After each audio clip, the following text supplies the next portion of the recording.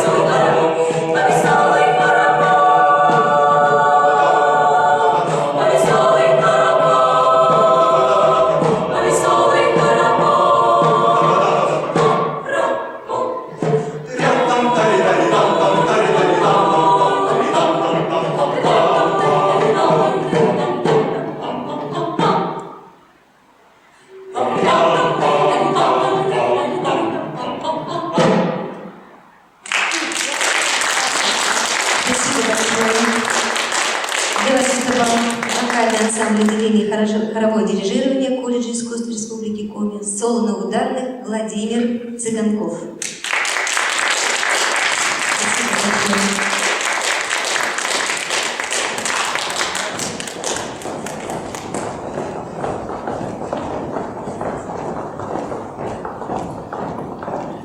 А сейчас, дорогие друзья, я хочу предоставить слово Фадеевой Надежде Валентиновне, краеведу, автору книги «История церквей и духовенства по Микраю».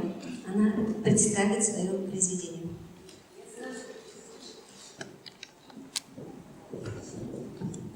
Я сразу немножко поправлю. Автором назвать меня слишком громко. Я соавтор. Месяц назад, 11 февраля, в звоннице нашего Стефановского собора была у нас презентация вот такой вот книжки. Как раз накануне книжка вышла.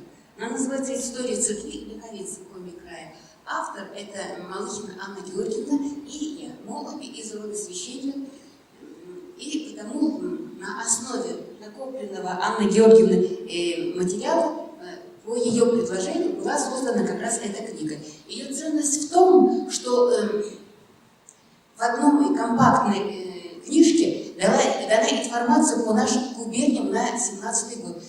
Период охватывает где-то с 18 до 40-х годов 19 века, как раз где более хорошо сохранилось архивы и еще есть потомки священников. И на основе вот этого материала вот издана эта книга. Значит, полная презентация этой книги. Национальная библиотека нас пригласили на 14 апреля на 3 часа. И тогда Анна Георгиевна сама хотела тоже подойти, и мы вместе расскажем об истории издания вот этой книги и с тем, что мы столкнулись. Приглашаю вас всех. Думаю, что книга уже в продаже месяц. Отзывы о ней историков, краеведов откровенно хорошие. И это, конечно, нас всех радует. Вот, и после нашей беседы сегодняшней можно будет у меня приобрести вот эту книжку. Спасибо.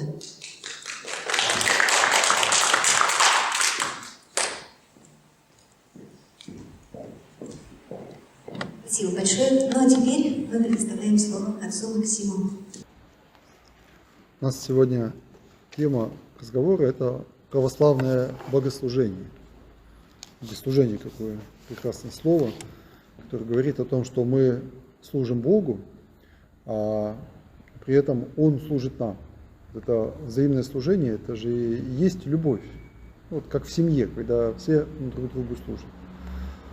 Вспоминается, прямо она ударила все время в душу фраза из Ветхого Завета, там, где говорит еврейский народ фараону, что, мол, отпусти нас, вот в пустыню мы совершим служение Богу нашему.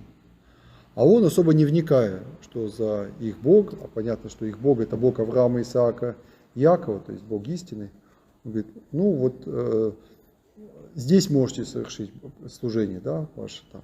Или отпущу, но пойдите и возвращайтесь. То есть для сознания всякого вот, служение Богу или богам, оно в принципе присуще совершенно о том, что всегда надо служить. Человек не может никому не служить. Только нам, конечно, приходится разбираться в том, где оно истинное, где нет. Еще бы хотел сказать во вступлении о том, что именно богослужение наше, православное, оно обладает, наверное, самой великой преображающей силой. Вспоминается князь Владимир, как он посылал послов в разные концы света, и вот именно те, которые были в Константинополе, они приходят, а вы знаете, что там огромный храм стоит Софии, стоит поныне. Вот они приходят оттуда и рассказывают о том, что они там видели, о пении, вообще о службе, говорят, что мы не знаем, на земле мы были или на небе. И это является в том числе фактором того, что он выбирает именно православную веру. И сейчас, вот слушая ребят, особенно первую песню, как они пели, я вновь подумал о том, что искусство – это великая сила. Великая сила о том, что искусством можно сказать вот в короткой песне или картине или скульптуре иногда больше, чем в длинных томах лекций. И даже наше наша служба иногда длинная, но она берет, конечно, даже не длиной своей и не сложными переплетами ума, которыми наполнены стихиры, а вот тем особым порывом души, вот, который мы вкладываем. Ну, например, херувимская песнь, вот часть нашей божественной литургии. Я вспоминаю, как еще только начинал я, как говорят, ходить в церковь. Кстати, оказывается, это самое правильное, точное выражение. Мы как-то одно время все переучивались, говорили ходить в храм, ходить в храм. На самом деле наши бабушки-то во многом были нас умнее, и когда они говорили ходить в церковь, или как они говорили ходить в церковь, это точнее, правильно, потому что церковь это же собрание. Что может быть неправильно в том, что сказать, я иду в собрание, то есть я иду в общество людей, которые вот соединены вокруг Бога. Вот, и при этом церковью назывался и храм. Вот. И тогда, когда я еще только начинал ходить в церковь, я помню, стою в Стефановском соборе и поют вот херувимскую песнь. Херувимскую песнь. Я тогда еще не знал, что это за песня, какое она место занимает в литургии. Но исключительная ее трогательность, исключительное ее вот благоговение чувствуешь, как люди поют. Не просто так поют, а поют с трепетом. Поют с трепетом. И ты понимаешь, что ты сам должен быть в трепете.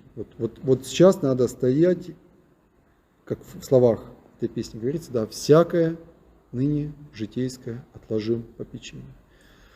Ты смотришь эти фигуры мраморного пола и думаешь, вот действительно надо сосредоточиться, все отложить, потому что можешь не пропустить, можешь не понять самого главного, то есть происходит встреча с Богом, и чтобы ты не остался в стороне от него. Вот в этом сила православного богослужения, потому что она подводит человека, подводит к такому вот, ну можно сказать, даже экстазу души. Экстаз, что такое экстаз? Буквально это слово означает выход. Да? Человек выходит из себя, то есть он преодолевает свой эгоизм. Вот эти свои внутренние заботы. Иногда смотришь, что у человека прямо на лице даже написано, да, вот все его тревоги, печали. А вот он как будто обо всем забывает. Как будто обо всем забывает. Как и апостолы, когда на фаворе видели свет, говорили, что, Господи, хорошо нам здесь быть. Хорошо. Вот сделаем здесь 3 шалашика, 3 палаточки, и будем здесь жить всегда. Вот к этому нас зовет богослужение, к такому.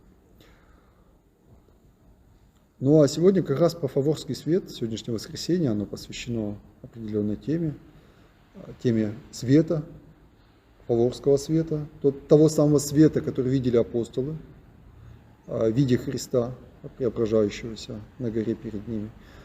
Того самого света, который видел апостол Павел, когда ему с неба явился Христос.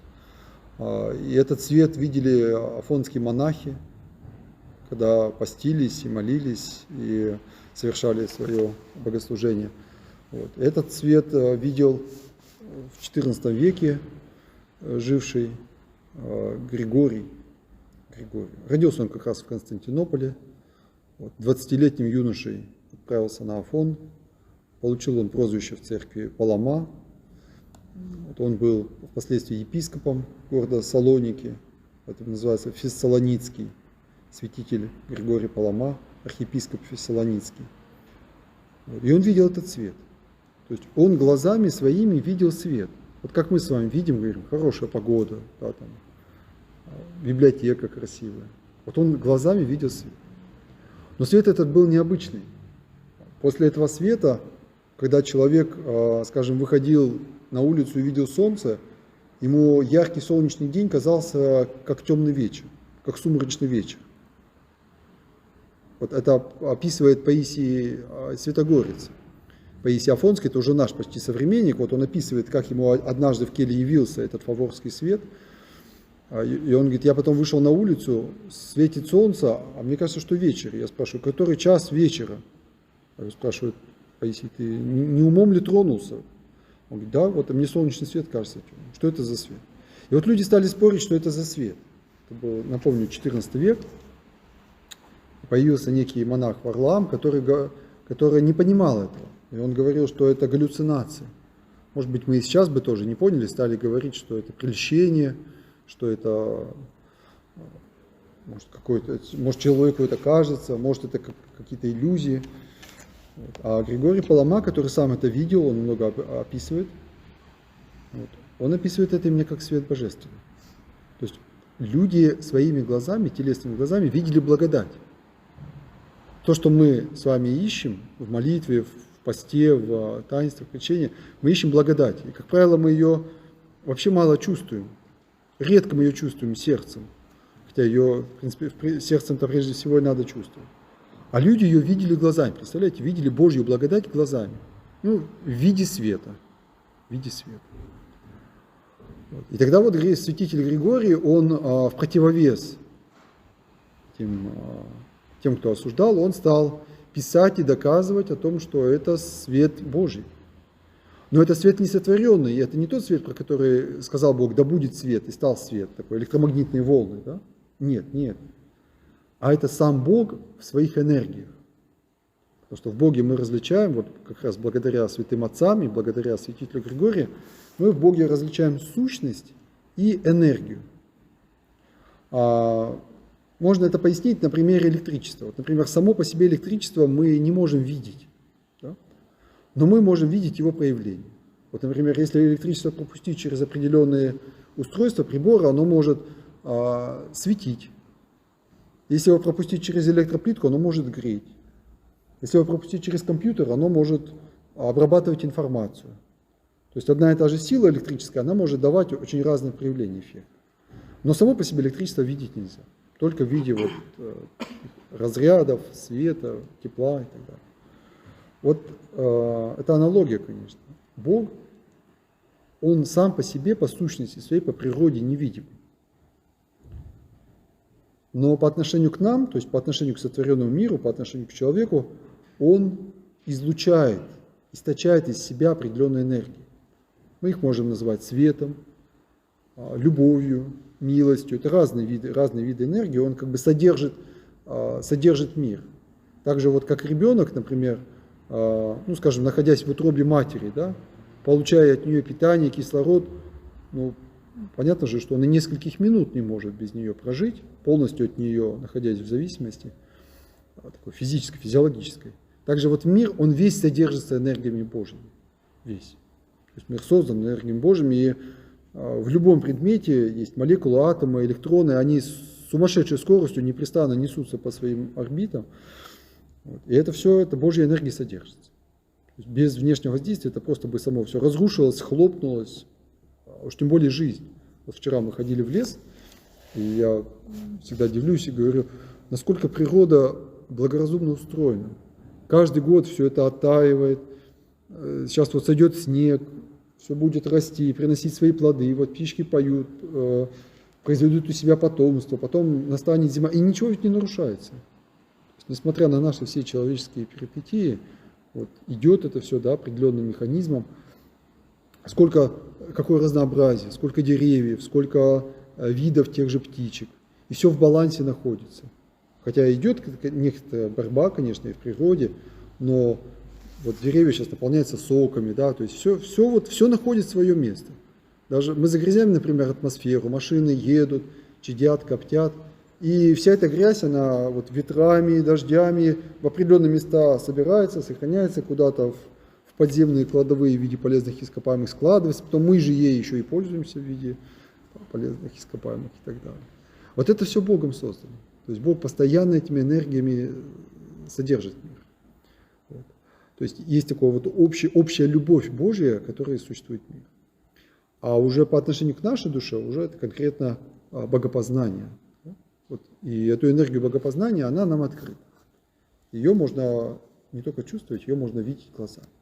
И, по сути дела, люди, которые этого сподобились, они глазами видели Бога. Поэтому, когда нам говорят, видели ли вы Бога, надо всегда отвечать смело и твердо, ясно, да, мы его видели. Потому что, во-первых, мы его видели сердцем. Любой верующий человек, он не просто так ходит в церковь, он видел Бога, несомненно видел. Он его видел сердцем, он его чувствовал, он чувствовал этот призыв. Да? Конечно, это не то же самое, что видеть глазами, но мы вообще глазами мало что видим. Глазами невозможно увидеть дружбу, глазами невозможно увидеть любовь, глазами невозможно увидеть правду. Это все чувствуется, ощущается душой, сердцем. Но сердцем это чувство несомненно, что мама меня любит, да, что жена меня любит. И мы видим эту любовь как бы через выражение лица, но все равно мы ее чувствуем сердцем. И поэтому мы Бога видим. И мы его видим, можем увидеть глазами. Мало кому, немногим дается, но дается. Вчера встречаю одного человека, в подъезде останавливает и начинает спрашивать, вот, где же Бог? Вот идет война, где же Бог? Гибнут люди, где Бог? Вы говорите, что вы можете... Он, знаете, очень интересно спросил. Показал пальцем и говорит, что вы можете про него сказать? Я говорю, он и есть. К нему можно прийти. Он говорит, вы его видели? Я говорю, конечно. Нет, вы его не видели. И сразу спешит дальше сказать, чтобы не дать мне даже возможности сказать, как его видел, потому что ему страшно услышать о том, что я его видел. И весь последующий разговор, то есть он пытается доказать, что его нет. Раз идет война, и люди гибнут, значит Бога нет. И он себя в этом пытается убедить, то есть он не дает мне возможность даже сказать, как я его видел. Хотя надо было бы спросить, расскажите мне, я тоже хочу увидеть, расскажите, как его увидеть, Бога, как? Вот Паисий Святогорец, он рассказывает тоже про одного врача, про одного американского врача.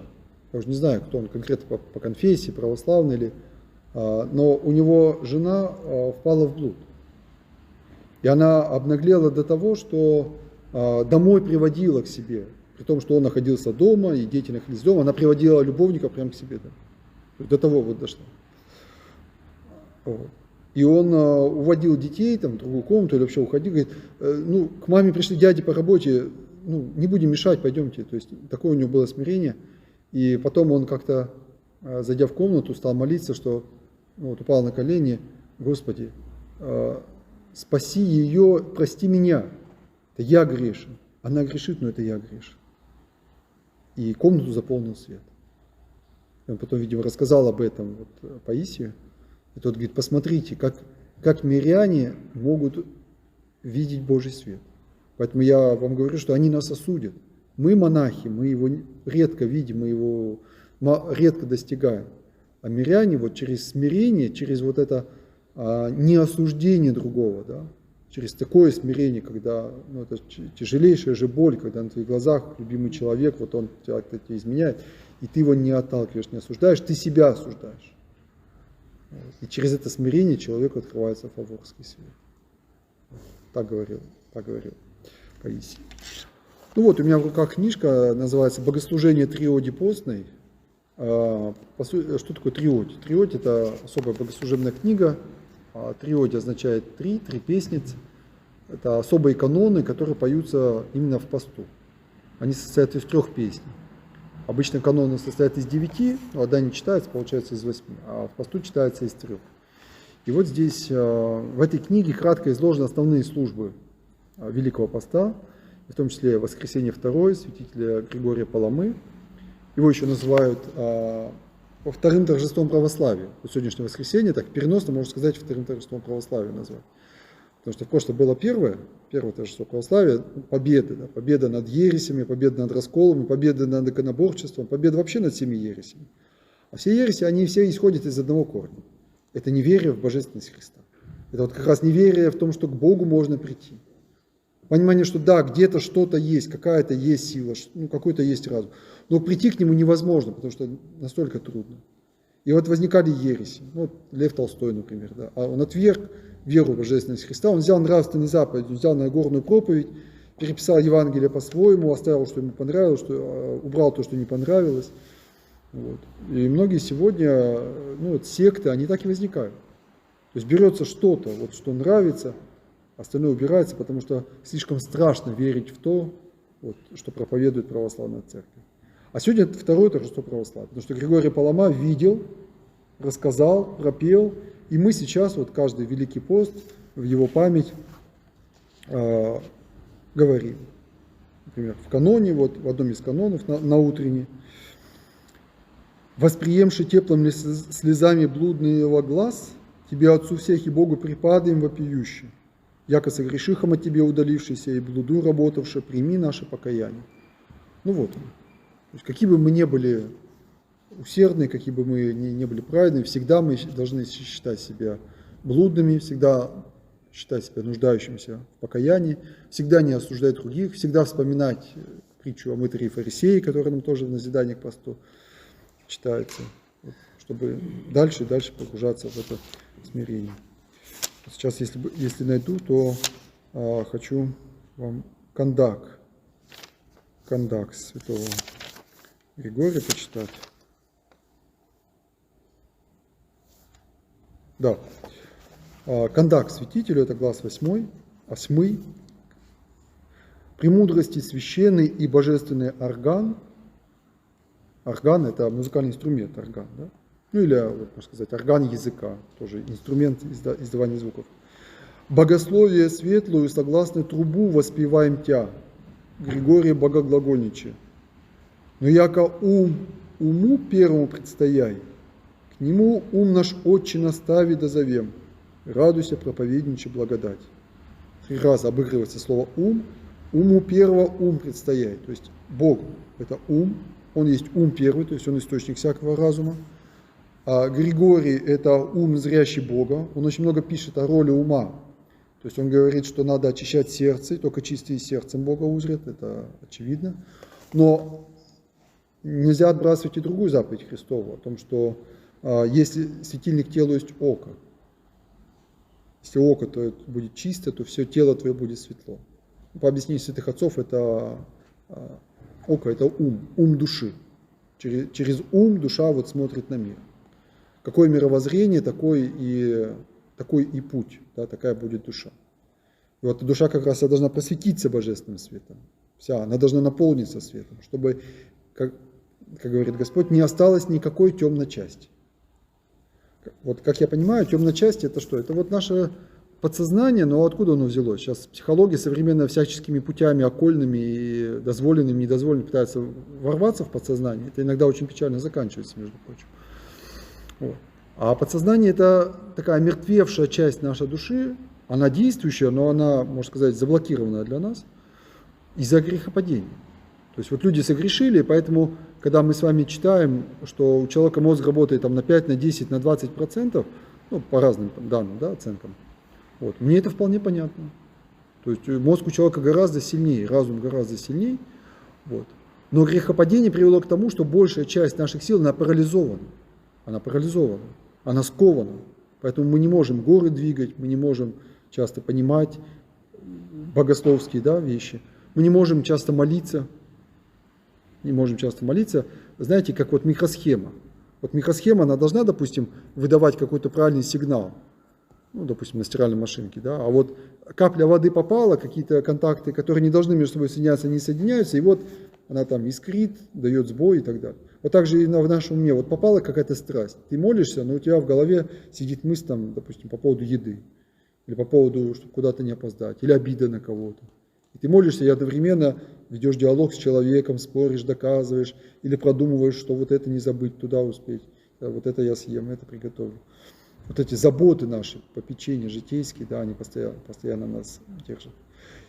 И вот постепенно, постом молитвы мы просвещаем себя.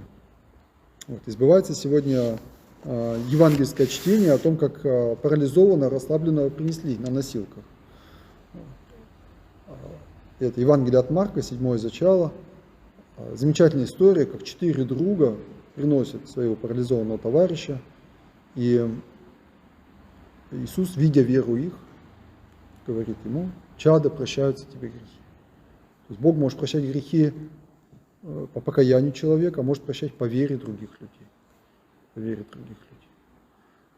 И поэтому мы за других так должны молиться и не терять надежды в отношении самих себя. Потому что эту историю можно понимать и переносно, да, что и ангелы за нас походатайствуют, и святые за нас ходатайствуют. Вот, и что просветится наша вот эта вот парализованная душа, да, что мы сможем думать, сможем молиться, сможем творить. Вот. В руках держу богослужебное Евангелие. Во-первых, оно на церковно-славянском языке. Вот. Во-вторых, оно разбито на зачало и указаны, например, начальные слова. Вот мы всегда же читаем, слышим в церкви, да? «Рече Господь притчу сию». Это вводные слова, которых прямо в тексте нет. Вот. Или «во время она приди Иисус во страны Гадаринские, пришедшую Иисусу во страну Гадаринскую, я же есть обон пол Галилеи», ну и так далее. То есть эта книга специально создана для богослужений. В конце указано где что читать, в какие дни. То есть месяцы слов, указаны святые, которым совершается служба. В честь некоторых святых читается Евангелие на службе. В честь, бывает, если святой без праздничного знака, то есть просто память святого, но так называемый без праздничного знака. Вот, тогда Евангелие не читается. Вот. Ну, допустим, 22 июля по старому стилю святые мироносицы и равноапостольные Марии Магдалины.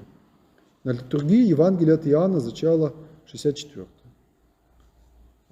Это такая вот богослужебная разбивка. Этим отличается богослужебное Евангелие от обычного. То есть можно и по местослову сориентироваться, вот, и открыть зачало, посмотреть, где концовка, то есть до какого именно стиха, до какого места читать.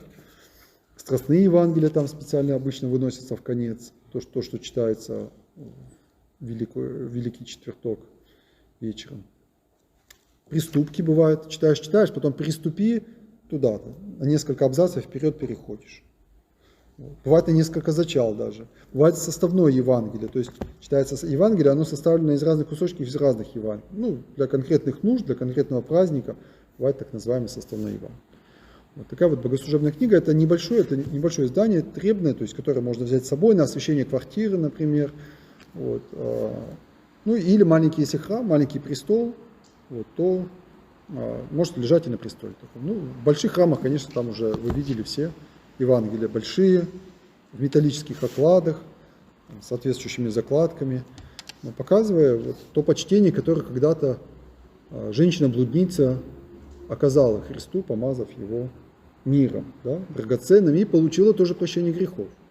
Хотя словами ничего не говорила, просто со слезами и вот это с жертвой она мазала его ноги. Женщина, прощаются тебе грехи.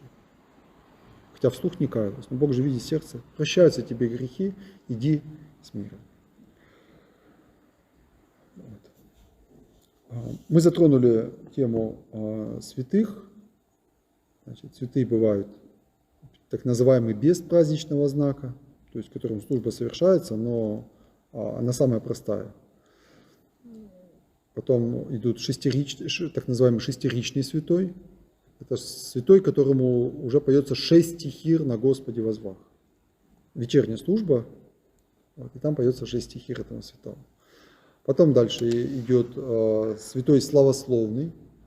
Это значит на утренний, который у нас тоже обычно служится вечером. Вот, великое славословие поется. Обычно оно читается, а тут в данном случае оно поется. Потом идет святой Палеелейный или с Палеелеем.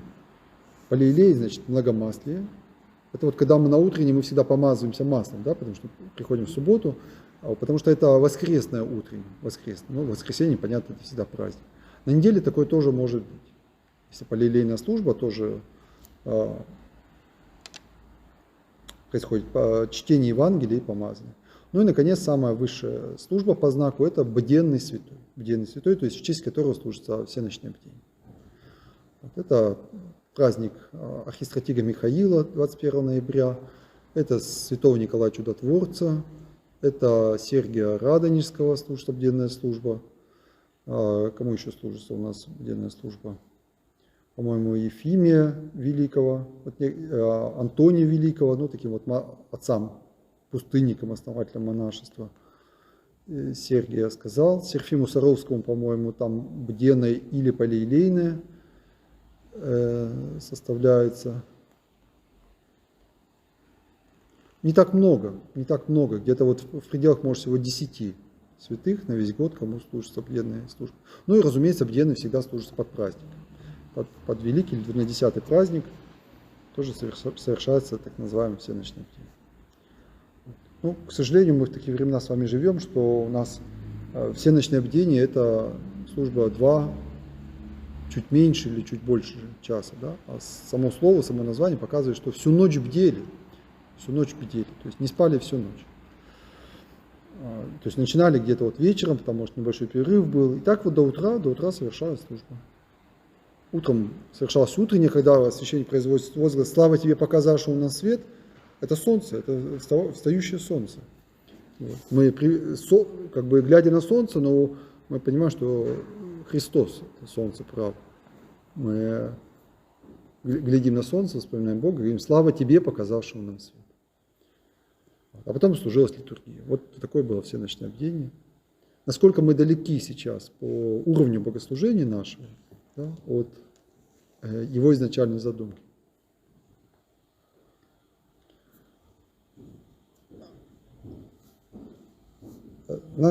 Так исторически сложилось, что наше православное богослужение, оно в основном монашеское, в основном монастырское.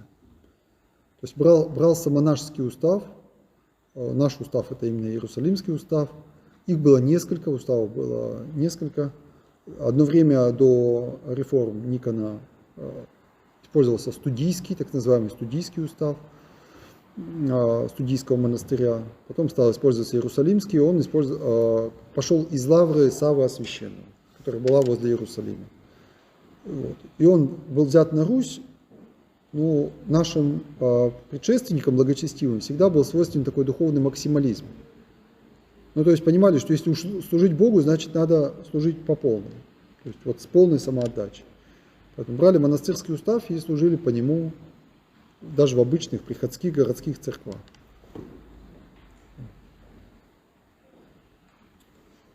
И другого устава у нас нет. В начале 20 века ставился вопрос о создании приходского устава. То есть разработать специальный порядок вот для городского богослужения. Да? Потому что мы сейчас что делаем? Мы берем исходный устав, он исторически сократился, вот как я сказал, ну практически в разы. Мы дополнительно его еще иногда сокращаем, ну, чтобы было по силам человеку современному, человеку семейному, человеку занятому, человеку немощному. Вот, чтобы это было более-менее по силам. Потому что кому-то и 2 часа-то службы очень сложно постоять, и даже и того меньше. Но сокращаем вот кто как может. А была идея, что давайте сделаем полноценный устав, давайте его определим, как это будет для всех. Это было на Поместном соборе 1917-18 годов. То есть была специальная комиссия, был специальный отдел, который уже почти было взялся за это. Вот. Но, как известно, и мы с вами на прежних беседах говорили, что Поместный собор, он закрывался уже под грохот орудий, вот, под падение царской власти, и он свою работу не закончил. Вот, хотя труды его сейчас изданы во многих томах, вот, в храмах, в библиотеках, храмах они есть. И их мы изучаем, но они не реализованы. То есть уставы у нас до сих пор так и не приняты. Хотя надо бы, конечно, было бы очень хорошо. Но, пожалуй, у нас и нет таких сейчас людей, которые могли бы создавать. Вот общий уровень духовный такой, вот наш сегодня такой, что мы можем хранить, и наше богослужение, оно в основном имеет охранительное настроение. То есть нам бы сберечь то, что есть, и вот это бы сберечь. А творить, создавать мы можем, но мало. Богослужебное творчество, конечно, всегда идет. Сейчас, например, составляются, если вы зайдете на сайт Патриархии, там есть сайт «Новые богослужебные тексты». Новые богослужебные тексты, вы увидите, что там постоянно публикуется служба вот нашим новомученикам. То есть службы пишутся. Пишутся тропари, пишутся кондаки. Составляется сейчас служба нашим, кстати, коми святым. То есть у нас есть священник в епархии, который конкретно поручено, он составляет ее. Составляются акафисты, пишутся. Вот, это пишется. Но это все равно дополнение в рамках уже существующих чинов, существующих вот, схем службы и так далее. А святые отцы, скажем, IV века, они, конечно, были гораздо более монументальные в плане своего творчества. Если Иоанн Златоуст считал нужным составить литургию, он ее брал и составлял. Применительно к своим нуждам. Сейчас мы понимаем, что он святой, мы понимаем его величину, но тогда-то при жизни еще же никто не говорил, что ты уже прославленный святой. Это был просто архиепископ города Константинополя. Но мужество их было таково, и сила их духовная была такова, и смелость духовная была такова, что они могли составлять службу. А его духовный друг, собрат Василий Великий, составил тоже литургию. То есть одновременно существовало несколько чинов литургии. Часто мы их служим определенные строго дни. Вот сегодня Василия Великого, ну, в воскресные дни Великого Поста служится литургия Василия Великого, в Рождество, в Крещение Господне, 14 января. Вот у меня в руках книга, это называется «Служебник». Служебник, ну, то, что обычно держит, ну, вы видите, в руках священник. Это одна из богослужебных книг. То есть здесь нет почти библейских текстов. Это вот как раз творчество. Это святые отцы сотворили, они сотворили молитвы. Вот когда вы видите, начинается вечерняя служба, священник стоит по служебнику, читает молитвы. Здесь идет в начале 7 так называемых светильничных молитв. Когда идет утренняя шестопсалмия в начале, читается 6 псалмов, 12 псалмов, священник читает по служебнику 12, тут тоже есть молитв, так называемые светильничные. Это было составлено, то есть святые отцы сами творили. Они разговаривали с Богом, и они понимали, как надо с Богом разговаривать, как правильно к Нему обращаться, что можно просить, что нельзя просить, что надо просить в первую очередь, что во вторую. За что, как Его правильно хвалить, как Его правильно прославлять, как Его правильно благодарить. И вот эти молитвы, они вошли в наше богослужение. Очень многие из них в древности читались вслух. Ну, практически большинство молитв. Вот на литургии, например, все молитвы читались вслух. Кроме одной, только одна молитва читалась священником про себя, потому что она касалась лично его. Вот как раз, когда идет херувимская песня, там вначале священник читает молитву, он просит, чтобы, Господи, удостой меня совершения этой службы. Он лично за себя просит. Все остальные молитвы, это молитвы не только за себя вообще, за тех, кто стоит молится и так далее. Они все читались вслух и заканчивались возгласом. Когда мы слышим после Ектини, «Яко благи человеколюбец Бог еси», например, да? Вот. Этот возглас, он на самом деле заканчивает свою молитву. То есть там перечисляется, допустим, подай нам то, потому что ты благой и человеколюбивый, яко благой и человеколюбивый. Мы вслух слышим уже только итоговый возглас, а молитвы стали произноситься про себя. Очень много сейчас об этом пишется, исследуется, говорится. Есть движение в церкви, которое выступает за то, чтобы читать это вслух. Вот. Есть противодействие, то есть некоторые считают, что ни в коем случае этого нельзя делать. Пытаются люди восстановить в памяти, то есть, а почему так произошло, что читали вслух, а потом стали читать про себя? Ну, во многом связано как раз с IV веком, когда хлынули в церковь многие люди, которые не Христа искали, которые искали успеха, карьеры, денег. Ну, когда пришел Первый Вселенский собор, и церковь уже стала не гонимой, а дозволенной, вот. Многие пришли люди в церковь, тогда, кстати, возникло и монашество. Кто-то в церковь пришел, кто-то из нее ушел, ну, в смысле, не совсем из нее, а ушел просто в пустыню, потому что искали подвига. Мученичество закончилось, такое массовое мученичество закончилось. Вот. И люди стали искать близости к Богу вот, в подвигах, в аскетике, и так родилось монашество. Стали стоять на столбах, стали годами молчать, стали лежать на земле, стали разрабатывать устав поста. Вот Василий Великий как раз прославился тем, что он, вот это монашество, оно было поначалу очень стихийное. Просто люди уходили, непонятно, как они там молились, что они там делали. Их надо было как-то держать, все-таки, чтобы они не потерялись для церкви. Потому что на Востоке вообще люди духовно очень активные, они там не зря же ереси всякие появляются. Вот. И вот Василий Великий, он в том числе среди своих многих благих деяний прославился тем, что этих монахов он смог как-то вот окультурить. Ну, то есть дать им устав определенный, каноны. Когда мы слышим с вами канон. Каноны все слышали, но мало их кто читал. Каноны — такая толстая книга, это церковное законодательство. Те вещи, которые напрямую в Библии не прописаны или прописаны в общих чертах. А как конкретно поступать в той или иной ситуации, вот решает канон.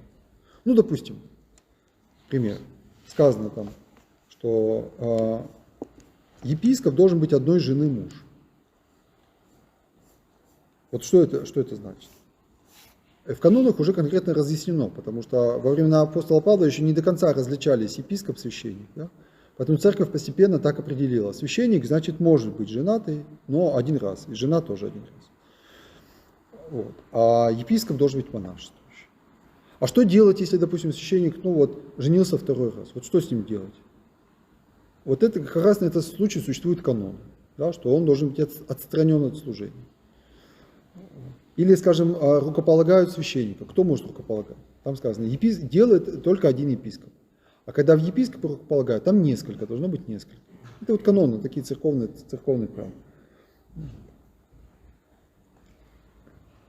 Если священнослужитель совершит то или иное преступление, давайте про священнослужителя сказать, если мирянин, допустим, совершил убийство.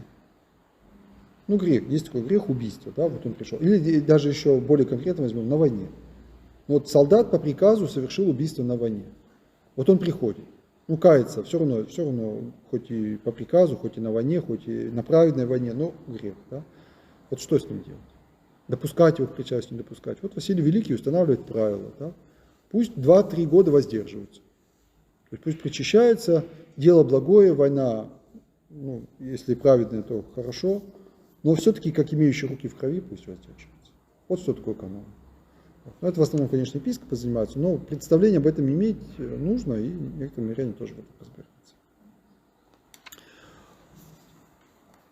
Может, промежуточные какие-то есть вопросы, пока там далеко не ушли, не забыли, не устали слишком?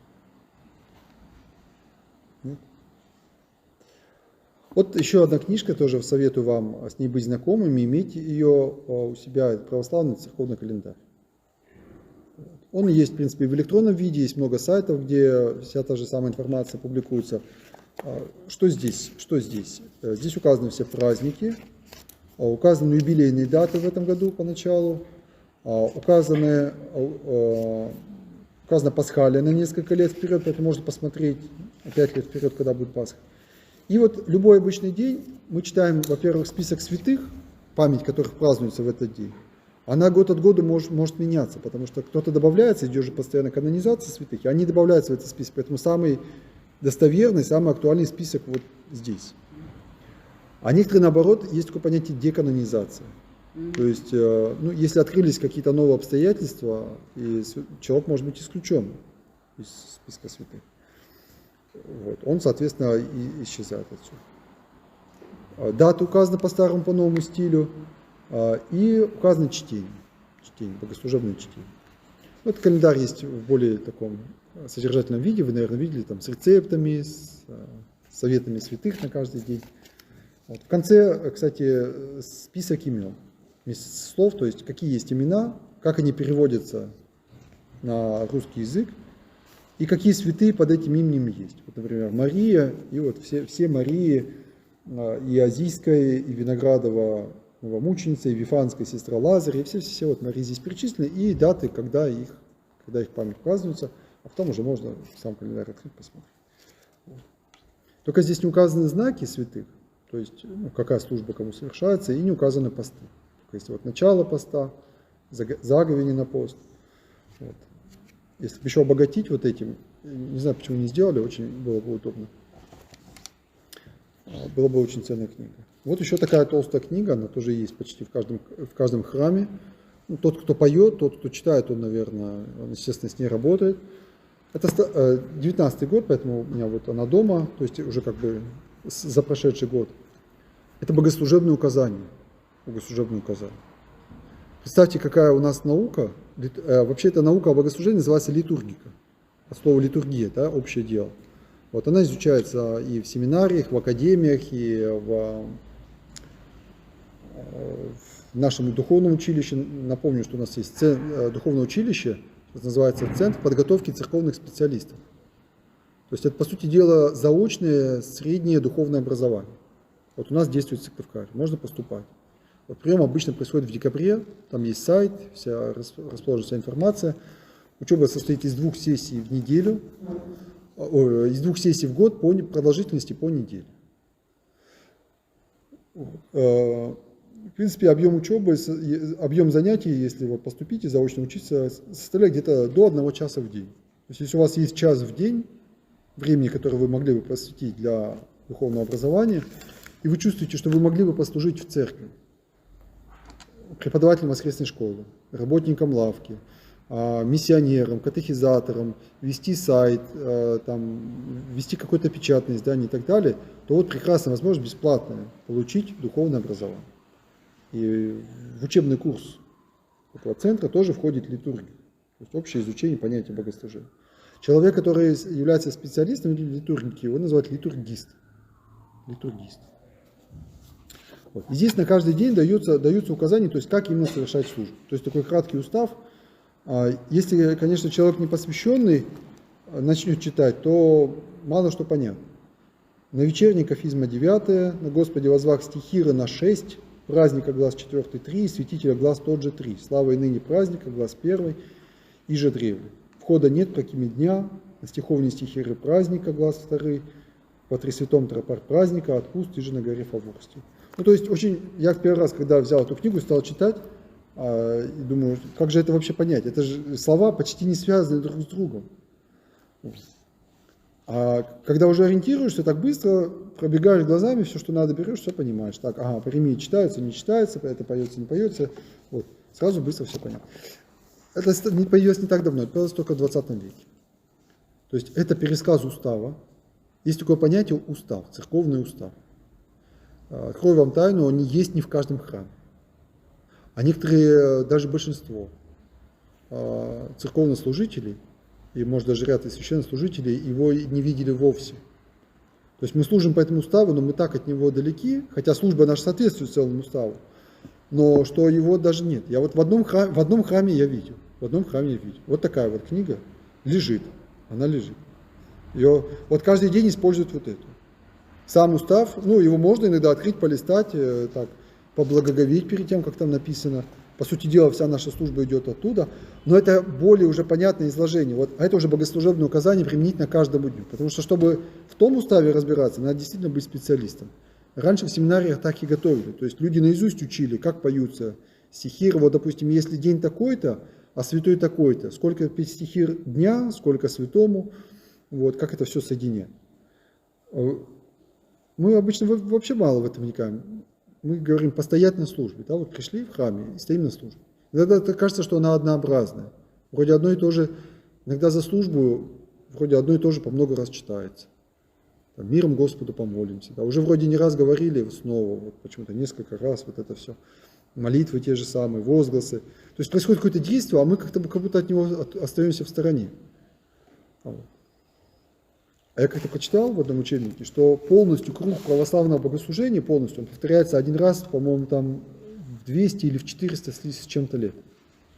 Настолько он разнообразный. Потому что он зависит одновременно и от календаря солнечного, ну то есть нашего года, да. Как известно, дни недели, они же не совпадают с числом дней в году. И понедельник, там, каждый год это будет, точнее, каждое число будет уже не тот же день недели. Поэтому церковный календарь постоянно двигается. Плюс еще Пасха двигается. А к Пасхе много что привязано. Так называемый годичный круг богослужений.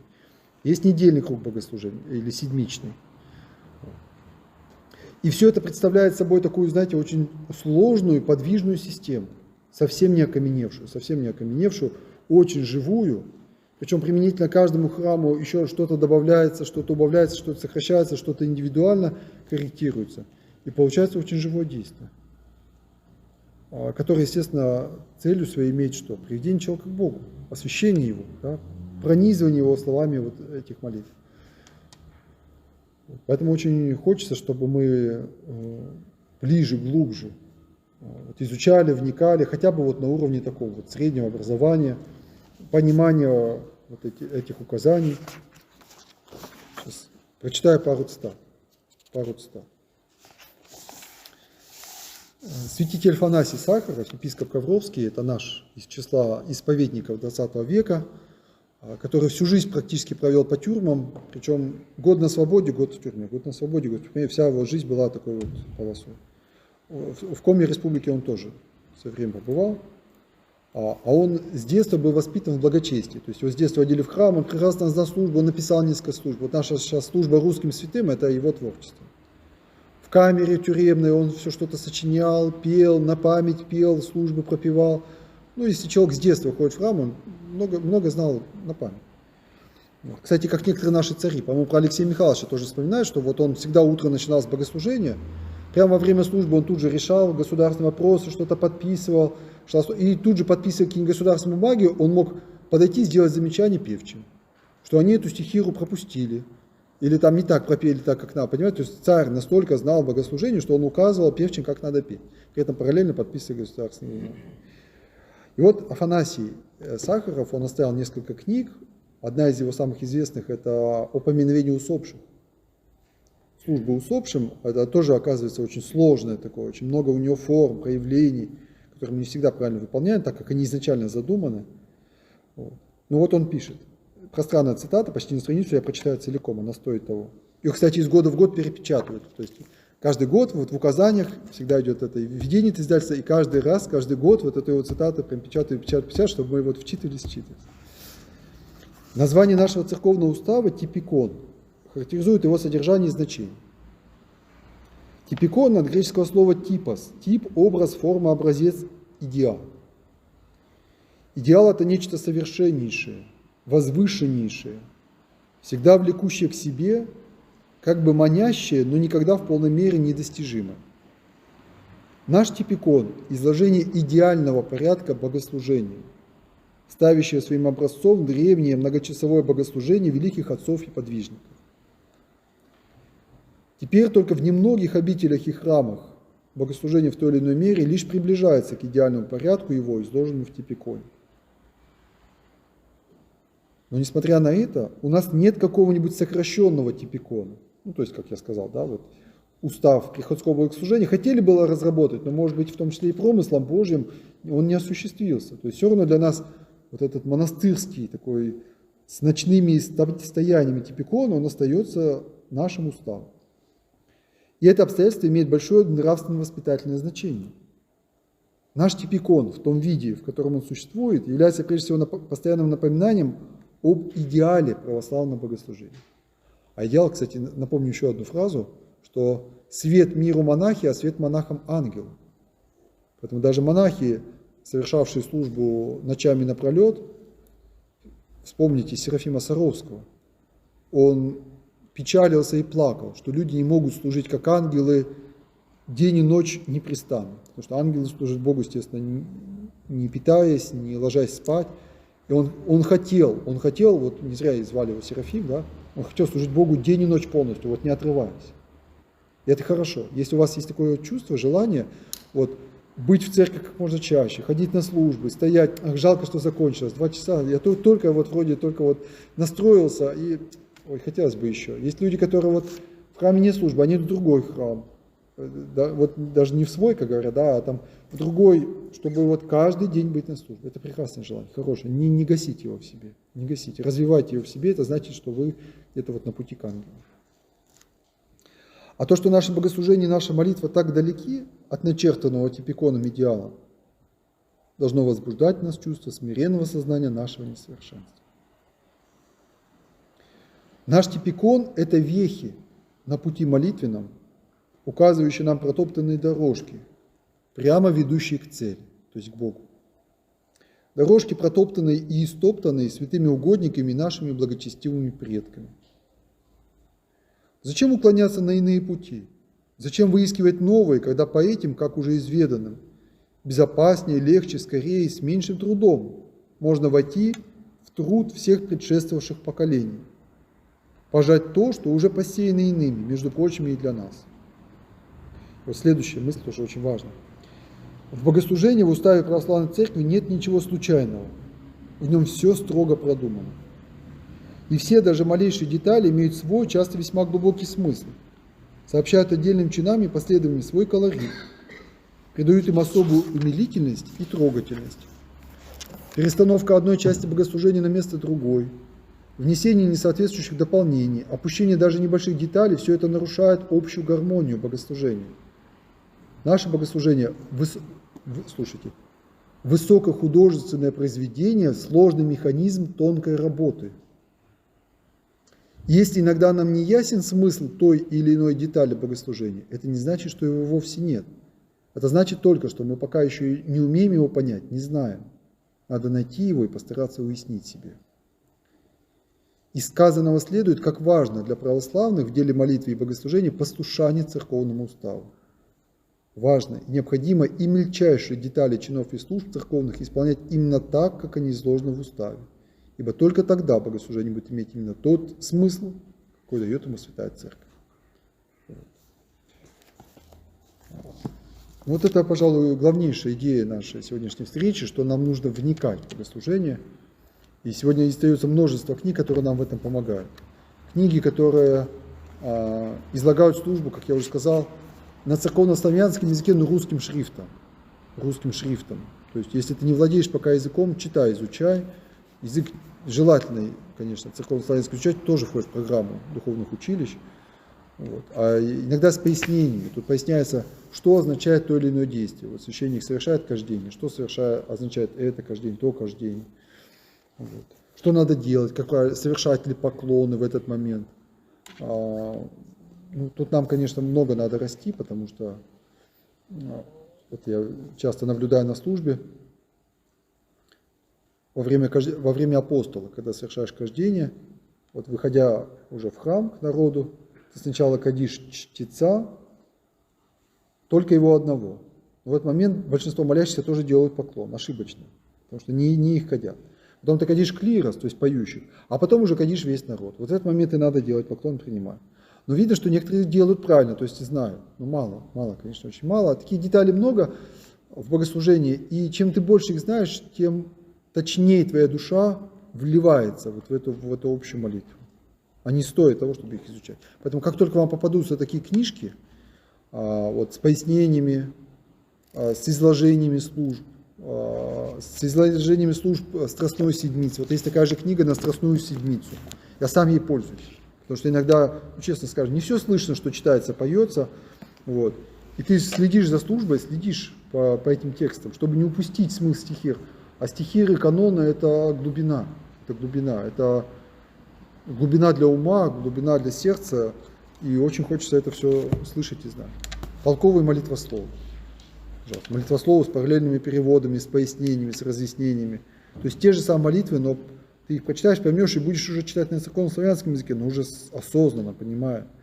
Язык вообще всегда изучать полезно. Сейчас многие учат испанский язык, корейский язык, китайский язык. Иногда спрашивают, зачем? Ты что, туда собрался уезжать? Да нет, просто так, для себя. Это же полезно изучать другой язык, это же сознание, это же мозги не закиснут, говорит человек. И думаешь, если ты без пользы изучаешь какой-нибудь иностранный язык, французский, просто так, чтобы где-то прихвастнуть, а почему бы не изучить церковно-славянский язык, из которого выросла добрая часть нашей литературы, нашего богослужения. Иногда слышу, что это тяжело, что это некогда, что это не хочется, что надо все упростить. Поэтому надо изучать. Конечно, это сложно. Я, например, сторонник такого компромиссного подхода, что в целом богослужение должно оставаться на церковно-славянском. Но если отдельный храм по решению общины, как это, кстати, было принято на Поместном соборе, вот, он, исходя из миссионерских особенностей, допустим, храм находится в больнице, или, может, среди каких-то нерусских народов, которые русский-то с трудом понимают, а церковно-славянском и вовсе уж совсем далеко. Вот. Он будет совершать богослужение на другом языке, я не вижу в этом никакого греха. Представьте, если бы Николай Японский, в свое время просвещая Японию, стал бы заставлять японцев учить церковно-славянский язык. Там, наверное, и до ныне бы не было церкви. Но он для них богослужение перевел на японский язык. Вот. И Стефан Пермский тоже для нас книги священные перевел на коми язык. Понимаю, что для коми народа, который не имел письменности, требовать, чтобы они изучали церковно-славянский, это очень сложно. Но для нас, русских, которые, в принципе, эти многие слова имеют вот так понаслышке, они близки к этому, уже немножко это есть, это может быть полезно. Еще я сторонник того, чтобы некоторые тексты читались на русском даже в наших храмах. Вот. И в некоторых храмах читаются, то есть есть благословения, не читаются, например, Паремия. Паремия – это чтение из Ветхого Завета. Мы как-то делали эксперимент в храме, вот сели и попробовали разобрать Паремию. Говорят, вот сегодня вечером читалась Паремия, давайте разберем. Нет, сейчас не будем, это надо специально сесть, это отдельно. И мы просто прочитали, никто почти не смог объяснить. Даже при неспешном чтении, на службе-то, конечно, читается гораздо быстрее, при неспешном чтении, что вот эта строчка означает? Очень сложно перевести. Это люди, которые хорошо знают службу, а если человек плохо знает службу, а если он редко приходит, явно, что он ничего не поймет. Поэтому я думаю, это вот лично склонен к тому, что если в каком-то храме читается на русском, я не вижу в этом плохого. Не все. Некоторые отдельные части, кафизмы, псалмы. Вот у меня есть псалтырь, например, с параллельным переводом. Я стараюсь читать на церковно-славянском. Если дома читаю, на церковно-славянском. Вы знаете, я иногда встречаю строчки, даже при неспешном чтении, при напряжении ума, я их не переведу на русский. Хотя вроде церковно-славянский изучал в 2 учебных заведениях. Псалтырь сложно переведена на церковно-славянский, сложно. Потом читаешь параллельный перевод на русском, оказывается так просто, но смысл, вот он прямо рядом, но он скрыт. И человек неподготовленный никак не уловит его, при всем желании даже. Не уловит просто и все. Поэтому я думаю, что псалмы, если вы где-то читали, то пускай бы это было так. Вот кто-то, может, сейчас слушая эту трансляцию, меня осудит и скажет, что это вот обновленчество, это модернизм и так далее. То есть в нашей церкви идет сейчас напряженный диалог, он идет уже больше 100 лет. Больше 100 лет. Есть сторонники и того подхода, и того. Вот. Я сторонник компромиссного подхода, что можно и так, что не надо все ломать, но и не надо осуждать тех, кто хочет все-таки немножко ближе до людей донести. Там, пояснения, распечатки, молитвы вслух. Иногда служатся так называемые миссионерские литургии, когда священник прямо по ходу литургии вот может остановиться и сделать пояснение, что вот сейчас будет читаться какая-то молитва, сосредоточьтесь, она вот в этом-то заключается. Вот, то есть это вполне в духе такого древнего богослужения. Вот. Но повторюсь, что у нас больше настроение такое сейчас охранительное, поэтому многими это воспринимается отрицательно, негативно. Но я думаю, что со временем все это урегулируется, отрясется, только не надо навешивать ярлыки, клеймить и говорить, что вот если кто-то делает не так, как мы, то это обязательно плохо, это изменники, предатели и так далее. Чинопоследование таинства крещения. С параллельным переводом всех молитв, с пояснениями, каждое действие, а таинство крещения очень символично. Там очень много действий, так же, как и таинство венчания, вот, наполнен глубоким смыслом. Я на эту книжку даю, прошу тех, кто готовится к крещению, прочитать. Вот. Это очень полезно, знать, что там происходит. Запасайтесь такими книжками, обогащайте свою библиотеку, читайте, вы просто потом почувствуете, насколько душа становится богатой. Объяснение литургии, объяснение всеночного бдения, объяснение уже конкретно. С переводами, с пояснениями, проповеди о божественной литургии. Божественная литургия – это вершина всего богослужения. Вот. Симеон Солунский о храме Божьем и служащих в нем. Что символизирует фимиам? Вот что символизирует кождение ладана? Вот мы все каждый день... Ну да, а еще? Вот здесь по-другому объясняется. Ну, кстати, одно и то же действие может иметь много смыслов.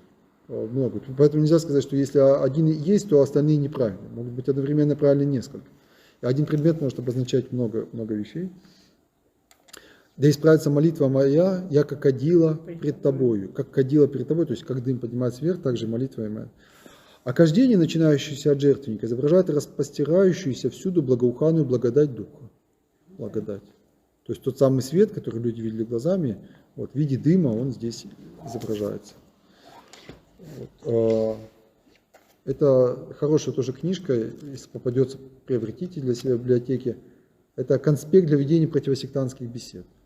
Это когда люди из сект, люди из протестантизма, люди из староверчества спрашивают, почему вы делаете так, почему вы делаете это, почему вы кланяетесь кресту, почему вы целуете святые мощи, почему вы ставите свечи перед иконами. И они аргументируют от Священного Писания. Тут от Священного же Писания объясняется, как отвечать на каждый из этих вопросов. Почему мы крестим младенцев, почему мы молимся святым. Вот. Поскольку сектанты любят Священное Писание, вот, то здесь от Священного Писания все и объясняется. Правда, мало это действует, потому что когда это объясняешь, они все равно упорствуют. Такие вот еще книги. Это древние, то есть это еще начало 20 века, Сергий Булгаков. Нет, это архиепископ Нижегородский Арзамасский Вениамин. Новая скрижаль. Тоже подробное объяснение о церкви, литургии, всех предметах, всех службах, вот, содержание отдельных служб. Часослов для мирян. Раньше молитв, таких как у нас, кстати, это отдельный вопрос, мы сейчас его тоже разберем. Раньше молитв, таких как у нас, вот вечерних, утренних не было. Они появились несколько всего столетий назад. Они были просто составлены из трудов отдельных святых, соединены в молитвы, и вот получилась молитвенная правда. А раньше люди или молились дома Иисусовой молитвой, или вообще старались ходить в храм. То есть считалось, что вот человек может найти всегда возможность после трудового дня зайти в храм помолиться. Вот. Или читали часы. То, что мы сейчас читаем в храме, они читали в домашнем режиме там, или где-то по дорогам, поэтому стояли часовни, да, чтобы можно было почитать часы. Так говорят, я слышал такое объяснение. Вот. И вот здесь часы на церковнославянском, параллельно на русском. Тоже с пояснениями, с комментариями. Вот. Разные молитвы перед едой. Мы обычно читаем «Отче наш», а есть, оказывается, разные молитвы перед вкушением пищи. Перед поминальной трапезой тоже есть особый чин. Столько нюансов, да, всего. Век живи, век учись. по окончании трапезы, вот, например, заупокойной, перед пасхальной трапезой, тоже особый чин. В празднике принято, когда идет праздник, то поются тропарь праздника перед едой, кондак праздника после еды. Такая книжка есть хорошая. Таинство обряда православной церкви, протоиерей Геннадий Нефедов. По каждому таинству дается историческая справка, как оно развивалось, как оно от века к веку менялось, что в него входило, что из него уходило, какие были чины. То есть те же чины крещения, они ведь очень сильно менялись со временем. Вот, церковь к этому спокойно относится, потому что различает форму и содержание. Форма изменна, содержание неизменно. Вот, число слов — это уже конкретно богослужебная книга, которая используется в храме. Вот. Но с числословом это была интересная история. Очень интересный прецедент, я сейчас о нем специально расскажу. Когда был коронавирус, еще только начался в 2020 году, когда, помните, жесткая была изоляция, когда на улицу фактически было нельзя выйти, вот, только по специальным справкам, вот, появился очень интересный прецедент.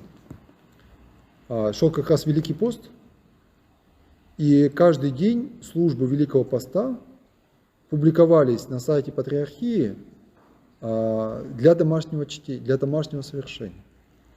Они были немножко адаптированы, то есть кое-какие сугубо священнические моменты из них были убраны. Вот. Хотя, помните, даже освящение веточек, даже освящение вербочек было специальное благословение, что сам человек, мирянин, может освятить. Был чин, было указано, трижды храпишь святой водой, сам освящаешь. Вот.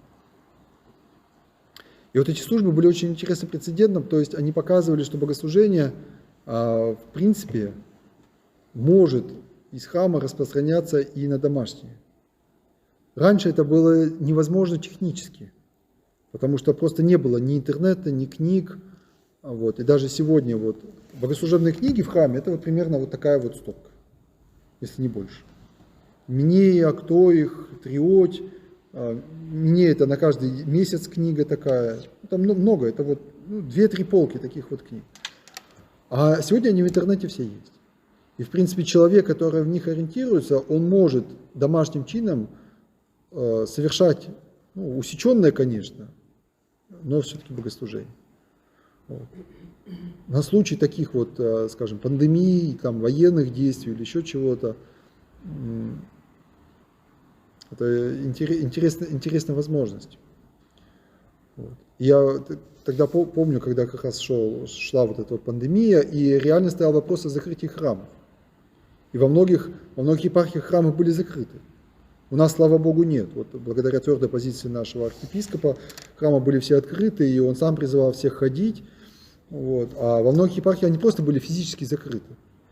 И даже стояло вот так, и даже многие люди со страхом спрашивали, а что же будет, если вдруг вот завтра их просто закроют и там на годы, как это в принципе было и в советское время, просто храм закрывали, уничтожали, и что же тогда делать? И вы знаете, действительно тогда немножко душа так вот она встрепенулась от этого, а как мы будем без литургии, без общей молитвы, без проповеди, без общения друг с другом, как мы будем жить? Я помню, с этой тревожной мыслью, вот я пришел даже в храм, я вот на службе все думаю об этом, молюсь и думаю, Господи, что же есть, потому что это витало в воздухе. И пришел полный покой с мыслью о том, что мы же в церкви, церковь, она вечно жива, она все побеждает. Так мы будем служить по домам. Как в древние апостольские времена, как во времена гонений. Да? Священник, он будет ходить, допустим, собирая верующих, говоря там, так, завтра мы собираемся вот там у Марьи Петровны, и туда пришли там 10 человек, он совершил литургию, они все причастились, не будет такого, что люди пришли на службу и постояли, не причастились. Все причастились, все исповедовались, все по-братски обнялись, облобызались, послушали наставление, причем наставление это будет такое, истинно живое, истинное вот прямо аж от сердца к сердцу, да, потому что и мы, бывает, и грешим, немножко пафосным иногда, проповедью такой, знаете, где-то формальной. Вот. А это будет очень живо. И он пошел дальше. Завтра он идет в дом другой почтенной прихожанки или там прихожанин, да, у которого тоже своя небольшая группа соседей вот, из ближайших домов соберутся, он там совершает службу. Вот. Или у себя дома, и к нему приходят. Вот. И такое было в советское время, это описано все. То есть это все живо. Недалеко еще ушло. Вот. Поэтому в плане богослужения церковь, конечно, побеждает. Да. Как Вот, я как раз хотел осветить, да. Сложный вопрос, один непростой вопрос, это вопрос виртуального богослужения. Вот. Я думаю, что оно допустимо в отдельных частях, в отдельных случаях. Вот у меня был случай летом, по-моему, был канун Дня преподобного Серафима, и мы так близки были с семьей к этому святому, я как раз находился в гостях у родителей, вот, и шла служба, должна была быть служба, а вот в городе, где я был, не было службы. Я уже не помню, как так получилось, там всего-то 2 храма, одного священника нет, другой заболел, сказали, литургия завтра будет, а вот сегодня службы нет вечера. А так хочется на ней побыть. Причем, чтобы это была именно церковная служба, не просто там акафист почитать, а чтобы это была действительно служба. И шла трансляция по телевизору из Екатеринбурга, вот, или, по-моему, даже из самого Дивеева. Знаете, такой радостью было, там какие-то знакомые лица увидеть. И с ними стоять вместе рядом, это, в принципе, это же молитва. То есть это же слова, стихиры, каноны, которые можно слушать, и вместе вот некоторые из них на память помнишь. Мне кажется, что это допустимо, но это все-таки как исключение. Как исключение для таких. Или для бабушек, которые не могут, физически уже не могут прийти в храм. Для них раз в месяц выбраться, если на причастие, это уже подвиг. Вот. А посмотреть службу бы хорошо, помолиться. Но литургия, наверное, нет. Потому что литургия это все-таки причастие. Лучше бы на литургии надо быть вживую. Вечерняя молитва, я думаю, что тоже допустимо. Особенно если у человека, скажем, слепота, проблемы с глазами.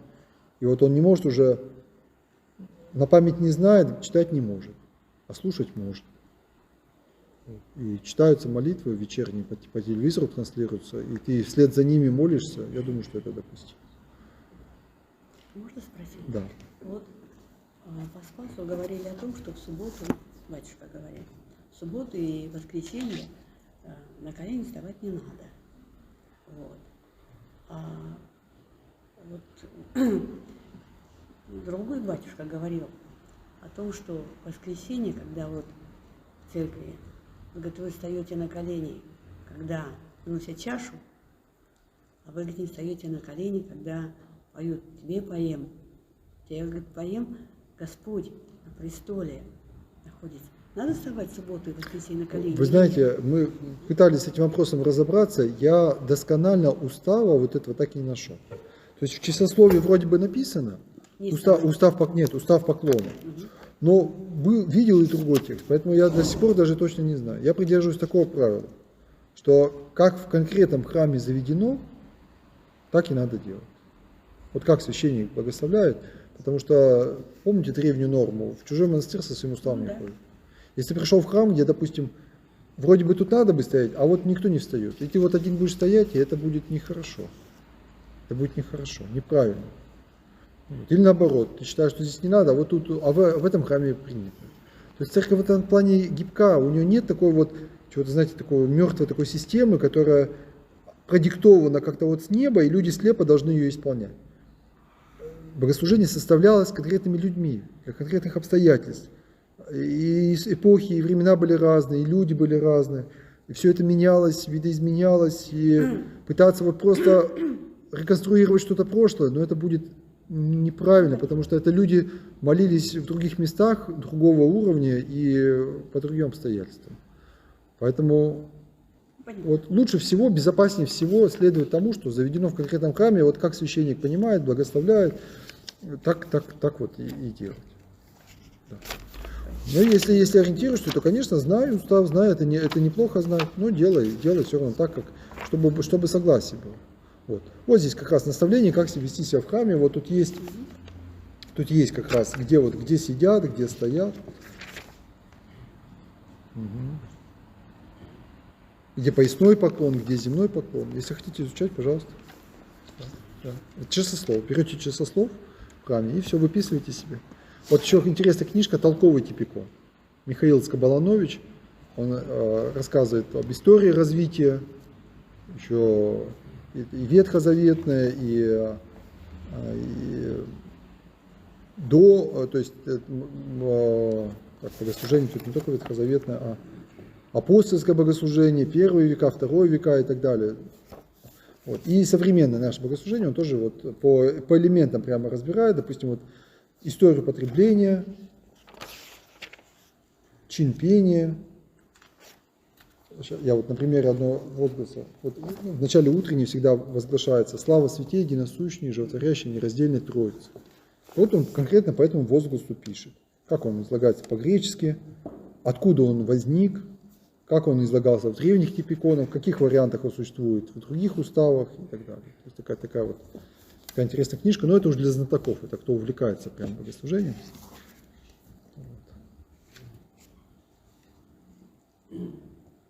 Вот в духовном училище, если, например, кто-то работает в церковной лавке, да? Очень полезно, очень Нет, полезно. а до какого возраста принимают? Ну, у нас, например, сейчас учатся люди 65.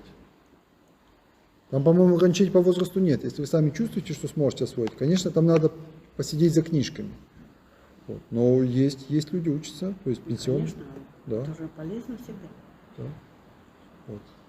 Ну, в 65 я думаю, что это еще не поздно.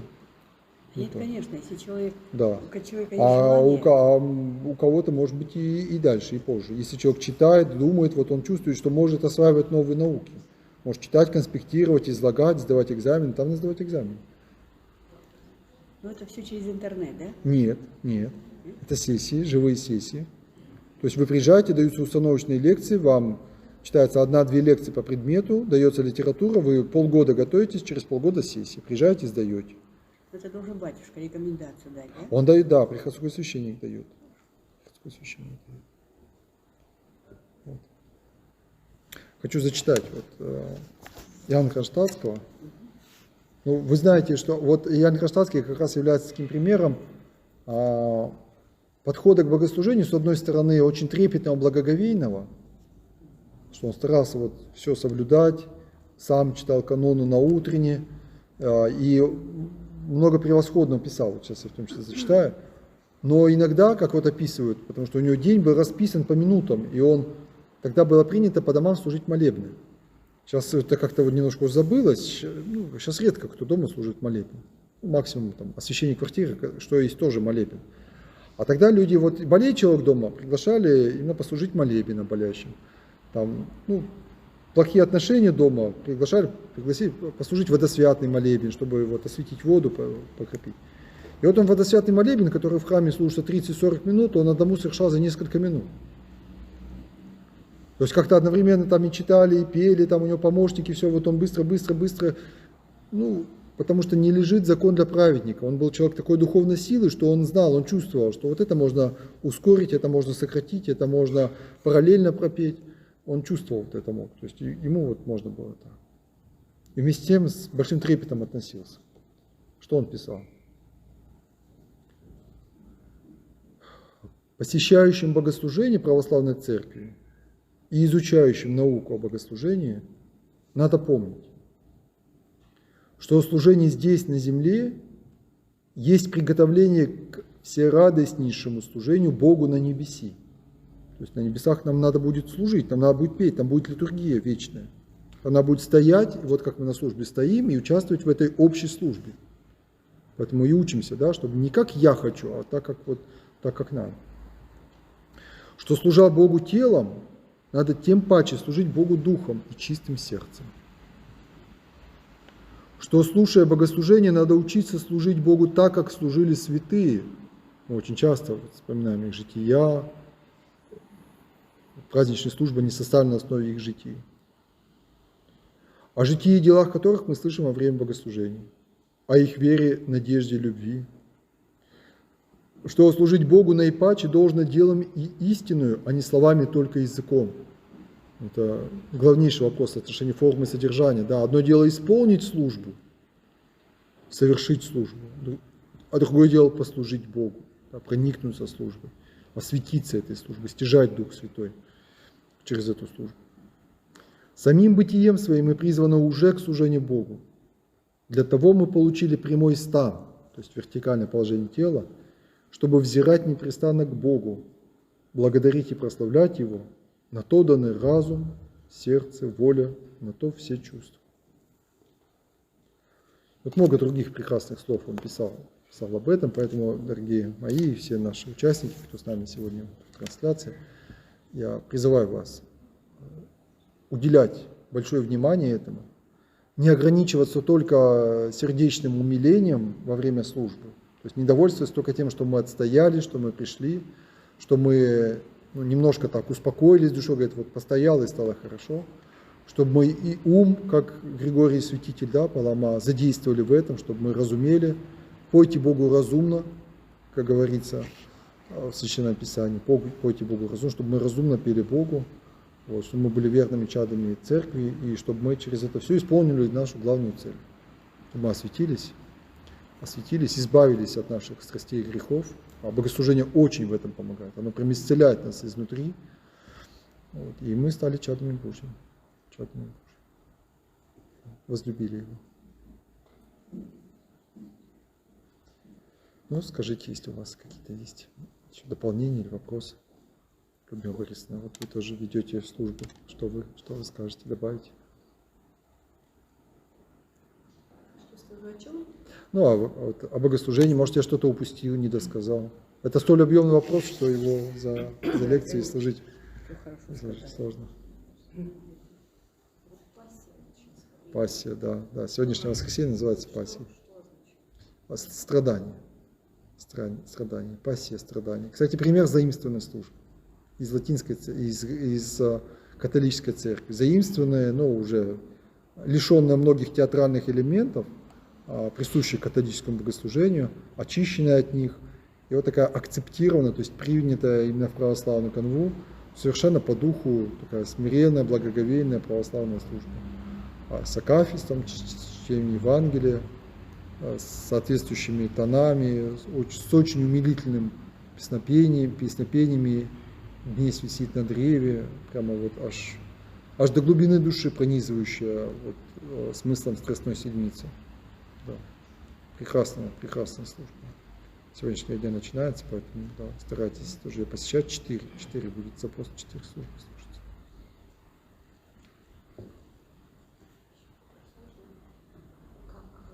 Правильно ответить, ну или как бы реагировать. Очень часто люди, которые, так скажем, далеки, начинают говорить о том, что вот в нашем церкви православии нельзя сидеть во время службы, постоянно. А вот в других конфессиях там приходит какой-нибудь собираться. Вот как вы правильно ответить, почему? Да. Я вспоминаю, как мы как раз разговаривали с одной женщиной, неверующей, она говорит, я зашла как-то вот в лютеранский храм, и там так хорошо, там скамеечки, там все для людей. А я подумал, да, там все для людей, у нас все для Бога. Можно я скажу по этому поводу? Я читала о том, что святые отцы говорят, лучше сидя думать о Боге, чем стоя о ногах. Если ты, например, немощный, да, то лучше ты посиди и спокойно помолись. Вот. Но когда Евангелие читает, надо встать. А если ты здоровый человек, то что тебе сидеть, лучше встань. Это очень зависит от духовного состояния, кстати, человека. Потому что иногда видишь, заходят такие молодые люди спортивного вида, 15 минут постоят, и видно, что уходят, не только потому, что спешат, им тяжело стоять. А посмотришь иногда, как наши бабушки стоят, знаете, там службы бывают постовые 3 часа, они так, кряхтят, так немножко переминаются, так чуть за спинку подержатся, и стоят 3 часа, стоят, 3,5 часа стоят. Потому что молитва идет. Понимаете, тело, оно пронизывается благодатью тоже. Оно получает облегчение благодати. И ты молишься, и тебе легче. А если ты далек, и молитва в тебя не вмещается, тогда вот это тело, оно гнетет. Да. Поэтому стоять надо.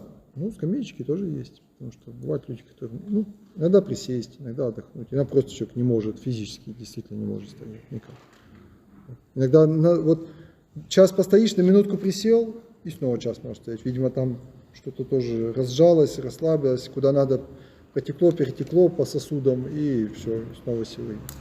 Чуть-чуть отдохнуть. Чуть-чуть отдохнуть, да. Поэтому кафизмы, они в принципе также и задуманы. Кафизм от слова «сиди». То есть на кафизмах сидели. Если вы придете в греческую церковь, в греческий храм, там стасидии, то есть там специальные стульчики такие, на которых можно и стоять, и сидеть. Там подлокотнички, и там откидывается сиденье, то можно посидеть. То есть и благодаря этим стульчикам люди выдерживали службы такие долгие. Да. Они да. Такое бывает. Ну, стремиться к этому, стремиться. Да, поначалу тяжело, я помню, тоже очень тяжело. Сейчас как-то редко эта проблема беспокоит. Видимо, надо пройти вот это, такую борьбу со своей плотью, вот это надо где-то преодолеть. Проблема ног, она действительно была, особенно первые годы, наверное, чуть ли не важнейшей. Вот. А сейчас редко беспокоит. Бывает, спина немножко устает, бывает просто там сил нет, там голова плохо думает. Но в целом, вот ноги, например, уже так не беспокоят.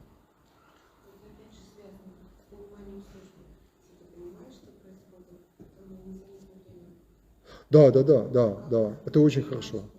Это очень, да. В нее надо вжиться, чтобы она в тебя вошла, чтобы твои вот внутренние ритмы, они уже с ней были созвучны, чтобы ты понимал, что так, вот тут чуть-чуть можно расслабиться, тут наоборот надо сосредоточиться. Вот это запели, это значит где-то уже там за середину перевалило. Ну, то есть уже знаешь, ты в нее вливаешься и дается легче. А когда конца нет, тогда, конечно, томит. Поэтому хорошо знать структуру службы, хорошо знать. Да. Запоминать, учить. Можно с книжками ходить, не грех. Не грех. По книжке следить. Особенно если пение плохо слышно. Следить, отмечать, так вот, как раз потом ориентироваться. Ну, допустим, всеночное бдение. Если кто не ходит в субботу на вечернюю службу, плохо, надо ходить. Это часть подготовки к воскресной. Мы знаем, что воскресный день – это день Божий. Поэтому в воскресенье, естественно, мы все должны быть на литургии, а субботняя вечерняя служба – это подготовка к литургии. Вот. И она по структуре своей, вот по богослужебному значению, смыслу, она сложнее даже, чем литургия. И она более изменяемая. В литургии там больше неизменных моментов, а вот субботняя вечерняя, она сложнее. Она состоит из двух частей, да еще там потом первый час добавляется. Вот. Ее сложнее изучить, но и она поэтому больше способствует как раз вот такой вот победе над собой. Поэтому ходите в субботу, запомните, вот суббота вечер, воскресенье утро, все, это вот, это Божье, это неприкасаемо. Это надо освободить. Вот. Ну. Будем завершать на этом, да? Или еще что-то поговорить? Ну, сейчас 1,5 часа уже, и так у нас целая служба почти получилась. Здесь, видите, беседа тоже служба. Вот. Ну, я рад, что мы такую прекрасную тему с вами осветили, разобрали, пусть нам это будет на пользу.